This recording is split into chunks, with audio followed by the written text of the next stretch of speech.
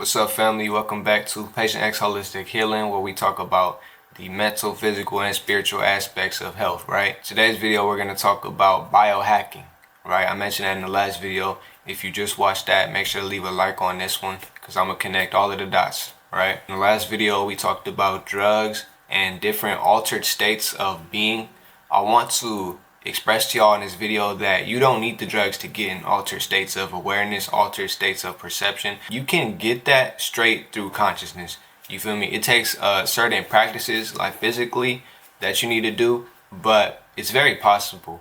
And these things can also help you get off of drugs if that has been a problem for you. It was definitely a problem for me, and biohacking helped me. So let's get straight into it. If you've never seen me before, my name is Professor X. I will be your healing coach and spiritual teacher today, right? So first and foremost, what we want to talk about is the power of the mind and what even is the mind, right? I have a few videos on this. I'm going to keep talking about this shit to the end of time because it's very important. The mind, in my personal experience, is completely a separate thing than your brain. The mind is more of a united field of information that exists beyond the physical world, and we can perceive it and experience it through our brains. But in reality, we are the mind. We're actually much more than that. Like I told y'all, we also talk about the spirit on this channel. You are really the spirit manifesting yourself as a soul that uses the mind like a paper and pen. And a lot of people do not really see it that way, but that's what it is, borderline. The same way you're thinking thoughts in your head right now, oh, well, blah, blah, blah, blah, blah, man. To your higher self, even to God, it's literally just like how we write down shit on a piece of paper. But a part of getting control of the mind, and this is something that I've been paying attention to a lot in my life right now, part of getting complete control over the mind is not thinking as much and being still, learning how to be still in your mind, right? Imagine if you were just addicted to writing on paper. You always had to write on paper about anything. If it just came up, you had to write it down. That would be a very debilitating disorder. We would call that a disorder on earth. Like compulsive writing disorder or some shit. But people don't understand that. That's what our minds do. They just think nonstop all fucking day, all day about nothing. And that is literally a disorder. It's so normalized, people don't know it.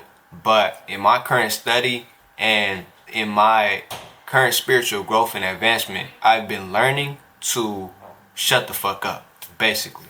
And just let stuff play out without having to have an internal monologue for everything. Now, that's important to biohacking because you need complete control over the mind. You need to have control. And thinking about every little thing is going to offset your control and offset the balance of your own energy. Biohacking is quite literally using the mind and the art of persuasion, basically the placebo effect, which I have a video on. I don't like that term, but using these mental tools to override physicality. You know, your heart is supposed to beat automatically. That's just the physical blueprint for our bodies. But if I get control over my mind enough, I can stop my heart with my mind. Because these are processes that our brain is in control of. It's not like they're just doing it just to do it automatically. Like, no. Our brain is telling our heart to pump blood. And if I get control over my mind, I can get control over my brain. And all I gotta do is search through my being until I find it. That lever in my brain that is telling my heart to pump, and then I could just press stop. You know what I'm saying? And it's like that for everything. Like I said, when it comes to altered states of being and altered states of awareness, our body produces a lot of sensory altering chemicals. You know, when it comes to DMT, our brain is able to produce DMT. When it comes to THC, our brain is able to produce THC. We produce these things in very small quantities because they help us with various processes of life. But you can harness these processes and put them on go. So I've had personal experiences where I got high off of my breath just by meditating. Like when I was trying to quit weed, that's what I would do. Instead of, picking up a blunt and smoking, I would pick up my hand like this and just smoke. You know what I'm saying? And keep breathing slowly as I would do if I just took a hit. And eventually I would get high. It will be a very light high, but it'd be one where I'm more in control and I could actually perceive the high rather than experience it, you know? Same with DMT. You could literally get into a transcendental experience off of breathing. I've done it. Matter of fact, I had an experience sober, by the way. I had an experience where I literally got that same I guess blast off effect when you're on DMT. The entire universe will feel like it just opened up, and then it'll feel like you're getting blasted up through the hole, and then you're just like you're literally on a rocket ship or something. I had that same experience sober. Period. Sober. Like, you don't need drugs. What are all these drugs anyway? Like, when you really break it down, all these drugs are doing is mass producing dopamine, or not even producing, because a lot of the times the dopamine is already produced in your mind. It's just sitting there though, you know? It just sits there because your body heavily regulates these hormones. But you can hijack the automated process and tell it to go, produce more. You know, I do it all the time. I purposely induce certain states of, ecstasy and happiness, primarily while I'm doing specific tasks. Like when I go on a run, I tricked my body into producing more dopamine than it normally would. So when I run at night, I talk about this in other videos as well, but I run at night. That's the last thing I do, because if I had a bad day and I do that run, it ain't gonna be a bad day no more. And I don't like to go to bed in a bad day type of mood. Every day I go to bed happy. I don't know the last time I went to bed sad. But point is, all I gotta do is control my brain and initiate the onset of all of these hormones. Because what is cocaine? What is Molly? What is PCP? Like, all of these really stimulating drugs, all they do is mass release serotonin, mass release dopamine, and other happy chemicals into the body. But these are already natural processes of the body. You gotta understand, the actual drug is not doing anything that your body can't do on its own, unless it's really bringing in a super foreign substance like psilocybin. Psilocybin is foreign to the human body, and that's why we get such strong effects from it. But most chemicals that are involved in certain drug-induced states, our body naturally makes those. All the drug does is hijack your shit. So if you want to get off any drug, the best way to do it is to do it mentally. And it all starts in the mind. This is an age-old concept. A lot of people don't know that you could literally induce these states while sober. The CIA has unclassified documents where they talk about how they train soldiers to get rid of pain signals and get rid of tired signals, because all of these things are biological processes. People think that when you get cut, that you feel the pain because you got cut. You don't feel the pain necessarily because you got cut. You feel the pain because your body recognizes that you got cut, and then your body is like, oh, he's hurting. We need to let him know, because your body doesn't know that you know. And this is why I really emphasize on this channel, like, your body and your being, your mind, your soul are completely different things. They're united for sure, but they're different things. Your body's trying to let you know that you're injured, because if you didn't feel the pain, your body would know it's injured. Your body is extremely communicative. One part of the body sends a signal to the brain, and then brain sends a signal to the rest of the body. Literally. But you, the mind, you don't know that you got cut. If you didn't feel the pain, you wouldn't know, and you would just keep moving throughout life, la la la la la la la, and you might be bleeding out. You know what I'm saying? It happens to a lot of people with disorders who stop them from being able to feel pain. But you gotta understand, all it is a signal. So mentally, I could turn off that signal. Just be like, no pain, and it'll stop. Your body will send the natural chemicals that block the pain signals.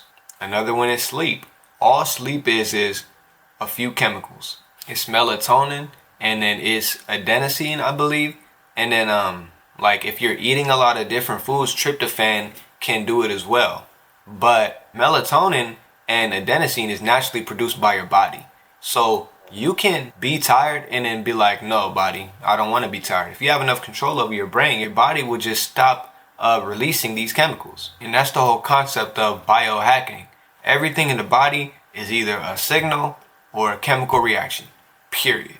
That's it. If you have this knowledge and then you get complete mental control, mental clarity, mental quietness, you can go into these processes and then speed them up or stop them completely. You just have to build the neural pathways to be able to do it. A few ways you can biohack is many ways, but to keep it short, the best way is to start meditating and doing different, yogic practices, like something that gets you completely aware of your body. When you're stretching and you're feeling every aspect of your body, like one thing I like to do is feel my organs. I like to like really reach into my chest or my stomach and like get behind my ribs and feel my organs and know where everything is at.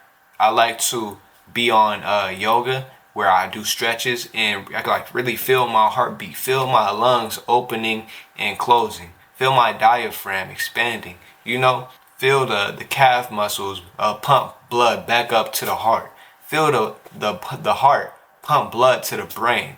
Like, these are actually things that you could feel. People are so unconscious, they don't even know these things are happening. But you can, if you slow down, you can feel your heart pumping the blood to your brain. It'll literally just feel like a pulse going through your head. Pulse, right? This is very important for athletes because they need to be acutely aware of their bodily processes. The mind-body connection is a real thing. People say the brain-body connection, but the brain is a part of the body. The brain is the body. The entire body is experienced through the brain. Without the brain, the body would not be able to function, nor would it know it exists. But the mind is what's acting through the brain. So it's really the mind-body connection. And when you build this connection and you make it strong through meditation and different conscious acts, you can manipulate the entire body, period. You could probably manipulate other people's bodies too, but that's a whole other video. I'm gonna also do another video teaching you how to meditate, but to keep it short, breathe in. The whole concept of meditation is to breathe in and then breathe out. And it's very simple, but the key is to have a certain rhythm to it. So me personally, I'll breathe in for a certain amount of seconds and then breathe out for a certain amount of seconds. And then breathe in for a certain amount of seconds and then breathe out. But the reason why this works is not because it makes you focus or it engages your lungs. Like, the reason why this works is because the rhythm. People don't know that. They think they could just breathe in slow and then breathe out slow. Like, no, it's the rhythm. You want to stay on a precise rhythm. I'm pretty good at keeping count and rhythm because I'm a musician, and that's why I can get into certain deep meditations, into higher states of consciousness, because my rhythm is there. That's what you want to focus on, not necessarily the breath or anything like that. You want to focus on the rhythm. And I keep doing this like back and forth motion because when you're really in the rhythm, that's what's going to start happening to your body. You're just going to start rocking back and forth like this. You feel me? No meditation when you're really deep into it is still like, it's like a rock. You're probably not going to be like that. I'm not going to lie. That rhythm is what gets you into the flow, and it opens you up to, I guess, external forces, but it allows your mind to go elsewhere. It helps you basically get into a point where you could look down at the body, and not just look down at the body, but look down at the world. And that level of control is highly sought after by people, but they don't know how to get there. The meditation will help you get there. Then when your mind fully returns to your bodily awareness, it's like you're extra aware now. You're like, damn, like, I didn't know that my pulse was bumping at my wrist, and I didn't know that the eyes had blood moving behind. I could feel all of these things. Meditation is a key step to biohacking. And like I told you when I was smoking, my meditation was the first way that I learned to biohack and get rid of weed addiction and different other addictions. But that's pretty much it for this video, y'all. Hopefully y'all understand the concept. I'm gonna probably go in depth in other videos. I like to spread other videos out and everything. But like I said, hopefully you got the message and it inspired you to, really elevate your consciousness and hijack your own bodily processes, because it can be done. Professional athletes everywhere do it. Different monks and yogis do it. But usually it's the people who like to go to the extreme, because it's an extreme practice to take control over your automated processes. But if you learned anything from this video, make sure that you like and subscribe. Leave a comment down below if you have anything to add to the conversation or anything to ask from the conversation. I'll be happy to oblige. Make sure you hype up the video and boost me in the algorithm. This has been Patient X Holistic Healing. My name is Professor X, and I'm sending much love and blessings to all of y'all. Peace.